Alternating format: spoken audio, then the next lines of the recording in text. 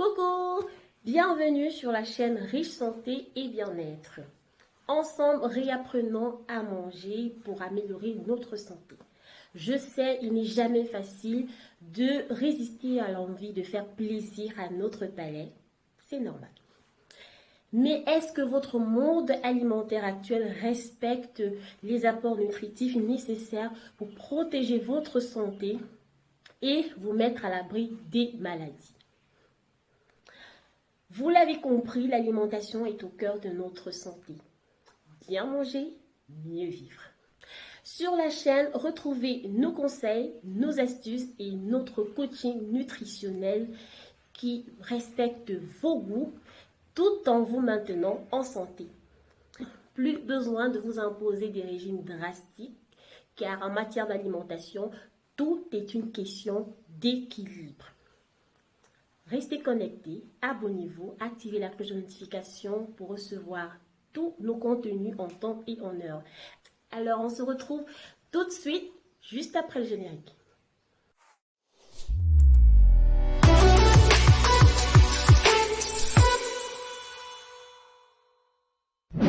Chez vous, dans votre lieu de travail, dans la rue ou même dans les transports en commun, vous multipliez les occasions de manger un petit quelque chose qui, hélas, est très souvent du sucré et ou du gras. Par exemple, des gâteaux, des viennoiseries, des barres chocolatées, du chocolat, des bonbons, des boissons sucrées, des chips, des cacahuètes et bien d'autres. Vous grignotez très souvent pour compenser une sensation d'ennui ou de manque ou tout simplement pour vous faire plaisir. Votre façon de manger au cours de la journée peut avoir des conséquences sur votre état nutritionnel si elle n'est pas suffisamment contrôlée. Mais repartir les prises alimentaires durant la journée en fonction de ses activités, de ses obligations, de ses envies et de son mode de vie n'est pas toujours chose aisée.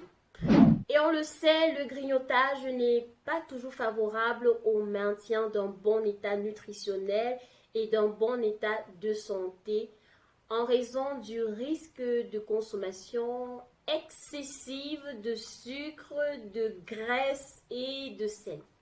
Alors que faire lorsqu'on est un grignoteur? Alors premièrement, il est très important de savoir qu'entre les repas principaux, on peut s'autoriser une petite collation en matinée ou bien un goûter dans l'après-midi. C'est très important de s'autoriser de vrais petits repas entre ces différents intervalles de temps. Ça permettra déjà de limiter l'envie de grignoter. Ce qui est un bon début pour contrôler la fréquence de ce que nous consommons.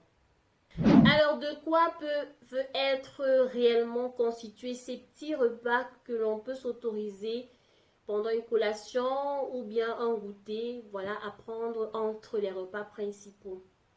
Sans totalement les bannir, il vaut mieux éviter systématiquement des barres chocolatées, des bonbons, du chocolat, des chips, des charcuteries grasses, du soda et choisissez plutôt des aliments qui à la fois ont un apport nutritif et qui vous font plaisir également. Selon votre faim, vos envies, le moment et les autres aliments consommés dans la journée, vous pouvez prendre un fruit ou un jus de fruits 100% pur jus. Et vous pouvez également prendre des légumes à croquer, à l'exemple de la tomate, du concombre, de la carotte, ce qui contribue à atteindre l'objectif de 100 fruits et légumes par jour d'une part. Et de l'autre part, les fruits et les légumes ont un pouvoir de rassasier grâce aux fibres alimentaires qu'ils contiennent.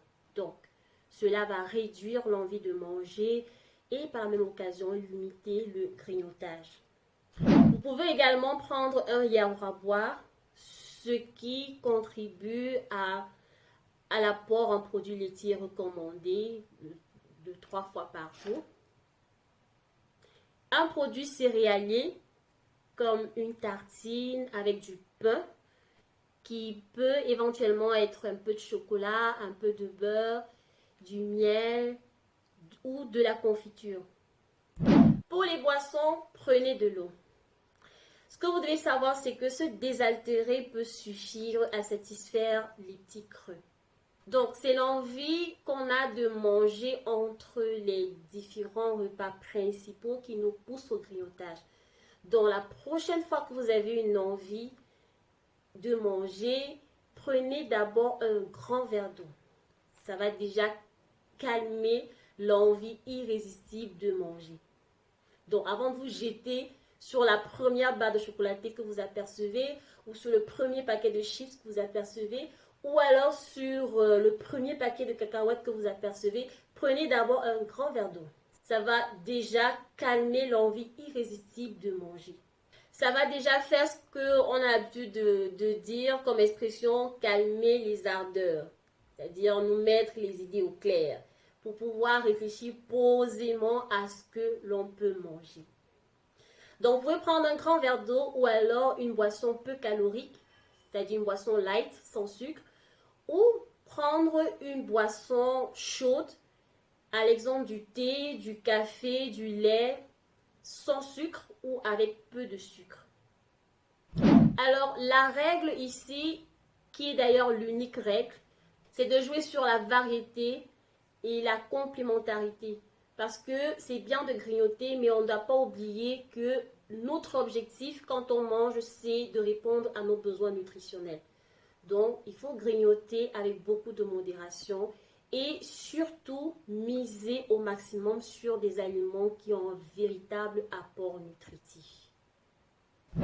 Alors, autre moyen de réduire le grignotage entre les repas, c'est de maximiser dans les apports des repas principaux. Donc, il faudrait que dans les intervalles entre les repas principaux, que l'on trouve le moyen de gérer ces intervalles tout en réduisant au maximum le grignotage. Et pour cela, il faut maximiser sur les apports des repas principaux. En faisant quoi? En apportant pendant ces repas de l'énergie durable à travers nos aliments. Alors, on sait déjà que nos 3 repas de la journée, nos 3 repas principaux de la journée sont le petit déjeuner, le déjeuner et le dîner. Et entre ces différents repas principaux, il y a un écart considérable. Donc, selon le repas, cette énergie durable peut être fournie par des aliments comme les féculents, à l'exemple du pain. Alors, petite mise au point. Le pain reste du pain, s'il vous plaît. Le pain au lait, pain au chocolat, c'est pas du pain. Ça, ce sont des viennoiseries et ces produits sont riches non seulement en gras mais également en sucre. Et ils n'ont rien à voir avec du pain. Le pain reste le pain. Donc, quand on dit du pain, c'est vraiment le pain. Pain au lait, pain au chocolat, c'est pas du pain. Maintenant, dans le pain, vous avez des variétés. Vous avez du pain blanc, du pain complet, du pain aux céréales et du pain aussi fait à base de farine de bis. Donc, vous avez différentes variétés dans le pain. Vous pouvez choisir, vous pouvez varier ces différents goûts dans votre alimentation. Le pain reste du pain. Et ceux-ci, eux, ils vous apportent l'amidon et les fibres alimentaires qui, eux, sont des énergies durables. Donc, le pain, les aliments céréaliers comme les pâtes, le riz, les pommes de terre ou les légumes secs. Vous pouvez donc en manger à chaque repas et selon votre appétit. Et par les sucres qu'ils apportent, l'état de satiété peut être maintenu beaucoup plus longtemps. Voilà donc comment vous pouvez contrôler votre alimentation au quotidien en tenant compte de tous ces éléments essentiels que nous avons énumérés dans cette vidéo. Vous pouvez vous autoriser du grignotage lorsque c'est nécessaire, tout en vous faisant plaisir, sans pour autant nuire à votre santé et de répondre parfaitement aux besoins nutritionnels dont votre corps a besoin pour se maintenir en forme et en santé. Pour rester en forme et en santé, premièrement, consommez 100 fruits et légumes par jour. Privilégiez les fruits et légumes de saison car ils sont en abondance dans nos marchés et à faible coût. Profitez-en pour consommer au maximum et bénéficier en fibres alimentaires, vitamines et minéraux. Deuxièmement, consommez 1, 2 ou 3 produits laitiers de votre choix 3 fois par jour. Privilégiez ceux qui ont un fort taux élevé en calcium et un faible taux en matière grasse et bénéficiez d'apports en glucides, en vitamines. 3. Consommez chaque jour au repas des produits céréaliers, à l'exemple des féculents, des produits faits à base de farine comme du pain blanc, du pain complet, les pommes de terre, les légumes secs et bénéficiez d'apports en protéines végétales, en glucides. 4. Consommez les produits carnés, viande, poulet, produits de pêche, œufs, au moins 1 à 2 fois par jour. Pour les viandes, privilégiez les morceaux moins gras et bénéficiez d'apports en protéines animales. 5. Limitez la consommation des matières grasses ajoutées. 6. Limitez la consommation de sel. 7. Limitez la consommation des produits sucrés. 8. Buvez de l'eau à volonté, au moins 8 verres d'eau par jour. 9. Pratiquez une activité physique régulière tous les jours. N'oubliez pas, bien manger, mieux vivre. Donc voilà, c'est tout pour la vidéo. Merci de l'avoir suivi jusqu'au bout. Restez connectés pour plus de vidéos santé qui arrivent. Et si vous n'êtes pas encore abonné, n'hésitez pas à le faire. On se donne rendez-vous dans les prochaines vidéos. Et d'ici à là, portez-vous bien.